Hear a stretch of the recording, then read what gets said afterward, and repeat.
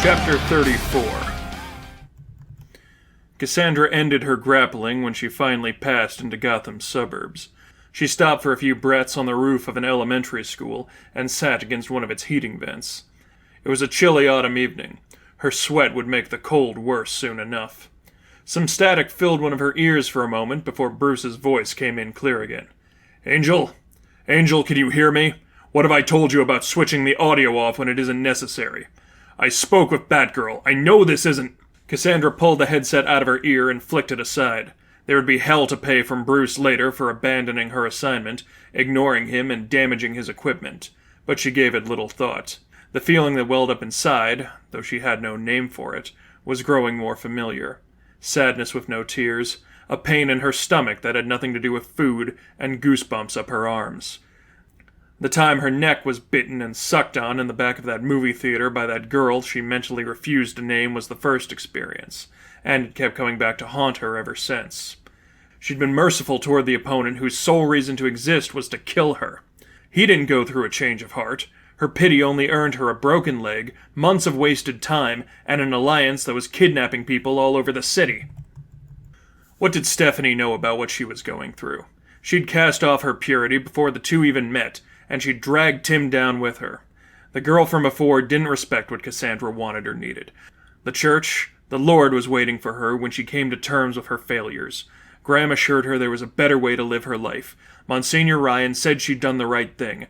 Her sins had been cleansed. It was her duty to ensure she not allow herself to be tempted again. Cassandra glanced at the headset. There was a tracker within, she knew. There were almost certainly more on her body somewhere, but at least that one was out of the way. Bruce or Stephanie would probably catch up with her, given some more time. She rose from where she sat and returned to the streets. Wherever she could grapple, she did, but most of the movements were by foot. The earlier fight and the stress of the argument took their toll. Cassandra felt tired, but she didn't want to go home where Bruce would demand to know what had come over her, just like Stephanie did. 2 miles from the school stood a tiny, family-owned convenience store. It was closed for the evening, but maybe there would be another heater on the roof.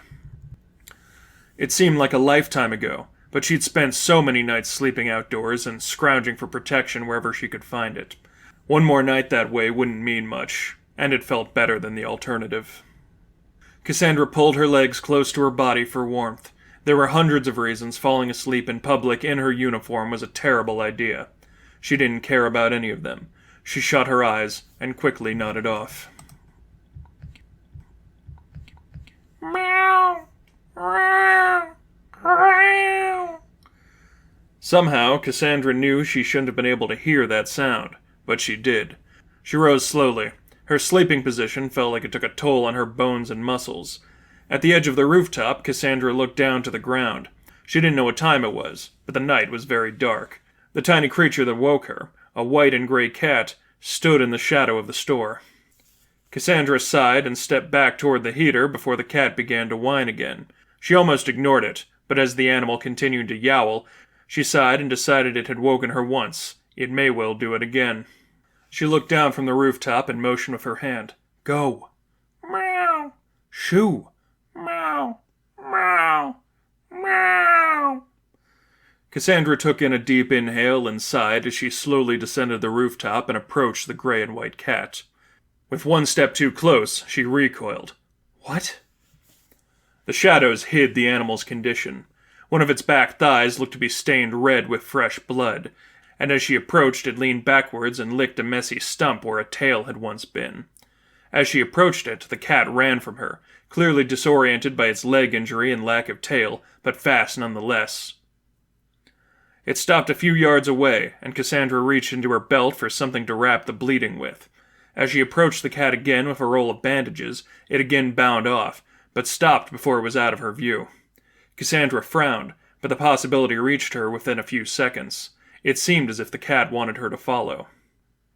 She picked up the pace and followed the wounded animal as it struggled to stay on a straight path, and occasionally yowled to ensure it still had her attention. As she followed, she soon took note of the little darkened spots on the sidewalk. The cat bled for some time, and must have walked to the convenience store in search of help. But it seemed totally disinterested in help for itself. It was leading her. After 2 blocks, the cat struggled for a few steps and slipped over, still disoriented by its missing tail. Cassandra caught up with it as the gray, white, and red little creature pushed back up. "Let me see." Cassandra tried to hold the cat, but it yowled and struggled in protest. "Please," she said. "Hurt. Let me help." Despite the cat's very vocal complaints, it did not try to bite or scratch her, even as she wrapped up its injured leg. All the cat cared about was continuing to move, and that Cassandra followed close behind.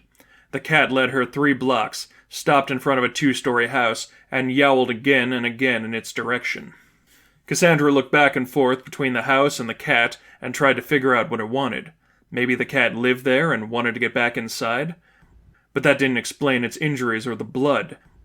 Maybe the people inside were the ones who attacked it, but it seemed bizarre the cat would lead her back. Was it expecting her to take revenge for it? As she squinted, she noticed something strange. The large wooden front door was clearly open on the inside. The screen door was all that was between the street and the house. She didn't know what this meant. It ordinarily wouldn't be worth investigating. She didn't want to just invade someone's house. But something about the cat and the injury compelled her. In her gut, she felt something was very, very wrong. The cat remained outside as she pushed open the screen door and slipped in. The house was barely illuminated, lit only by a television 1 room over, the moonlight that showed through the windows, and a tiny glow from a room on the 2nd floor. From the den next to her came a faint but audible buzz. As her eyes adjusted to the darkness, Angel almost ran when she recognized someone on a recliner in the room next to her. But she paused at the buzzing noise, which she realized came from the television, which held on dark static. Angel stepped closer, cringed as she inhaled, and had to swallow her rising gorge. The person seated was a heavy-set woman with dark skin. Her curly hair covered her downturned face. The source of the smell had to be the thick, dark liquid that seeped down her neck into her clothing. Angel looked toward the couch. A lighter-skinned man sat in a similar position, with his head leaned against the back of the seat. His beard barely covered a slit throat. Angel turned toward the tiny light on the 2nd floor. She didn't know if the killer was still in the house, but given his crazed nature, he may well have been waiting for her. The TV was switched off, and she ascended the staircase. In the silence, inhalations and exhalations were faintly audible. The demon waited in the room with the light. Angel was sure of it. She sidled against the wall on the opposite side of the opening, and inched toward the room. Angel would not face him until she knew he had no means of escape. As she crept forward, features became distinguishable. A large stuffed rabbit sat in one corner. Next to it was a small bookcase. The tiny glow seemed to shine from a child's nightlight somewhere on the opposite side of the room. Most importantly, there didn't appear to be any windows to escape through. Angel's heart raced as she slid against the door. With all her control, she leaned so she could just peek one eye inside. He was only faintly illuminated, but the yellow of the nightlight made the blood on his hands and shirt almost twinkle. Behind him were a pile of blankets over a mound. Angel couldn't tell if it was breathing or not. "I see you." Angel froze. Tiny strands of blonde hair poked through his shaved head. His body was covered in scars, tiny vertical and diagonal marks, dozens of them. He stared at her with his sunken eyes as she gazed into the room. Victor Zsasz raised a hand and curled a finger. "Come in." Zaz's voice was somehow both gentle and empty at the same time. "Quiet now." On his illuminated side, he raised a bloodied knife and pointed toward the mound of blankets. "Don't wake the girl. She only just fell asleep. I wouldn't want to send her back." Though she hadn't made up her mind, Angel slowly pushed open the door. The two came face to face, and a smile spread across Zaz's lips. "Oh, it's you. I'm very glad it's you. I've heard talk you're a Catholic. Is that right, little angel?" She said nothing. "I wanted to settle a question. With myself, really, but I need to know for sure before I ask it." Angel stared at the knife and the mound behind Zsaz. His eyes remained fixed on her. For the moment, any sneaky tactic seemed out of the question. "I can tell," Zsaz said. "Oh yes, I can tell." He paused to clear his throat. "Hail Mary, full of grace, the Lord is with..." Angel fought back the shout as much as she was able. "Quiet!" I knew it. Zaz giggled a little. I knew it. Only a good Catholic girl like you would be so disgusted. Who's your patron saint, girl? What do you want? I want to know your saint, Zaz said. Would you like to know mine? Angel clenched her fists. George, the dragon slayer from old England, slayed a monster with only a lance and the will of God. Zaz paused for a moment, as if lost in his memories. I'd play St. George when I was alone. The children in the 5th grade class kept an iguana as a pet. He was almost as big as I was. I'd take him out to play the part of my dragon. Angel began to shake. It had taken all her force to keep her in place. She wanted to silence this crazed babble, but he was still too close to the girl under the covers. One wrong move, and he would kill her. Patience was what mattered most. Do they still teach the unbaptized go to hell, little angel? Zaz looked down at the mound under the blankets. I can't tell what these people believed in. Do you think that's a sign? A holy family would be proud, wouldn't they? So I guess they weren't. The room went silent from Angel's perspective, save for Zaz and the pounds of her heart against her chest. Maybe they repented as they were dying. That's what I'm going to do. Zaz slowly lifted the blade toward his face, as if to look at his reflection. I always thought God led me here, but if he didn't, at least there's always an easy fix. At least... A batarang flew. Zaz shouted, opened his hand, and the knife fell from his grip.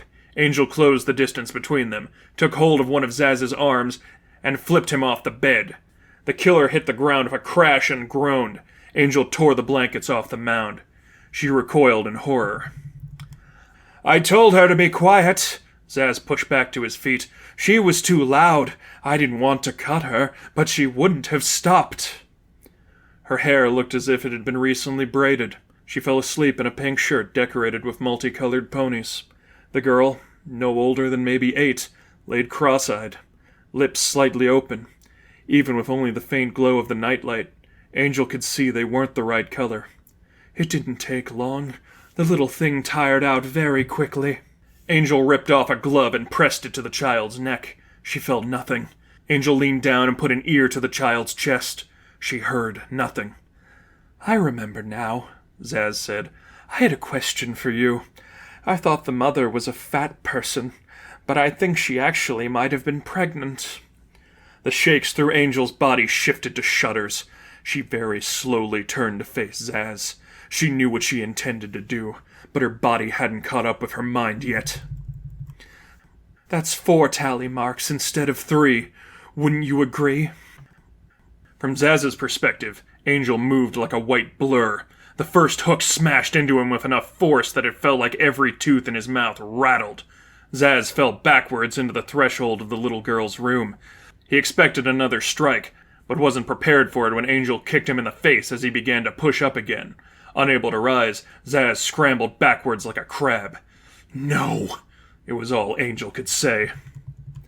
As Zaz tried to retreat into the darkness, Angel grabbed him by his shoulders, forced him upwards, and threw him into the opposite wall. For a moment, Zaz saw tiny silver lights. The next punch busted his nose wide open. The one after that knocked out 2 of his teeth. Another forced them down his throat. Even after his years against Gotham's finest, Zaz sensed something was different. Angel threw him against the ground and flung kicks into his stomach and his face. When he rolled over onto his back, she jumped and stomped on his chest. For the first time, Zaz screeched in agony. Bits of his sternum splintered. The killer threw his head back and a mouthful of blood burst from his lips. Zaz was defeated. He'd been defeated minutes before. Angel bent down, grabbed him by his throat, and dragged him toward the staircase. He turned as best he was able, saw the faint light that shone through the screen door, and tried to grab and scratch at her arms. Zaz shouted bloody nonsense to beg for mercy, but Angel gave it no consideration. She gripped him with both hands and threw him down the staircase. His body tumbled downwards. Bones within his arms and legs cracked as Zaz rolled. His head faced the screen upon final impact. As he struggled to retain focus through a concussion, he gazed out the screen. The gray and white cat, whose tail he'd cut, glared at him and hissed from the outside. When Angel descended upon him, Zaz couldn't even remember what had happened. Something within Angel said she had done enough, that she was only supposed to bring Zaz in and ensure he was put away. She ignored it and laid both of her hands on his throat. The feeling was familiar, even if she didn't know why. Angel yanked Zaz off the floor by the neck and throttled him. For a few seconds, he struggled and tried to push her off. It didn't take long for his arms to fall to his side. Vomit tried to push up Zaz's throat, but Angel gripped him too tight for it to slip through. Even with the limited light, she could see his face begin to change color. "Angel!" She looked up very slowly. Batgirl opened the screen door and stood before her. "What the hell are you doing?" Angel glared for a moment, then looked back towards Zaz. "Are you choking him?" Batgirl rushed in and grabbed her shoulders. "Cut it out! He can't breathe!" Angel's voice cracked as the rage and heartbreak melded together. "Neither could she!" Batgirl took a hold of her from behind and pulled. "Angel, stop! You don't want this!" "Need it!" Angel screamed. "He deserves it!" "Cassie, stop it!" Batgirl pulled hard enough to force Angel to relinquish her grip. The fury overtook her. Angel twisted around and thrust her palm into Batgirl's face. She screamed and grabbed at her nose as blood seeped through her fingers. Angel attacked Zaz with an ascended rage. She curled her fingers around his throat and clenched as hard as she could. Angel didn't feel it when she crushed his larynx. She sensed nothing when she jerked his head back and forth. She didn't even hear the crack. But the moment came. All of Zaz's struggles ceased. She stopped strangling a man. She wasn't even holding a killer. In one moment, her rage and hate burned out. She felt what the corpse felt. She felt nothing. Every muscle in Angel's body loosened. Her mouth slipped open, and her shakes were the only part of her body that moved. Darkness consumed her. When her mind returned, she was a child. Her hands, her pink dress, everything was covered in blood. Every goosebump on her body stood up, but she still couldn't feel a thing. Angel came back to reality when Batgirl yanked her off again. As soon as her mind returned to her, she collapsed. It took Batgirl a moment to realize what was happening, but after a few seconds of weeping, Angel screamed and fell against her. Cassandra cried into Stephanie's chest. When Stephanie saw her friend's body go slack, she held her as she wept and brushed against her head. Blood was on Stephanie's hand and face, but neither acknowledged it. "God!" Cassandra choked on a breath as she struggled to speak. I didn't mean to." Stephanie could think of nothing to say. She couldn't even imagine anything. So she just held her friend tight. It was all she could think to do.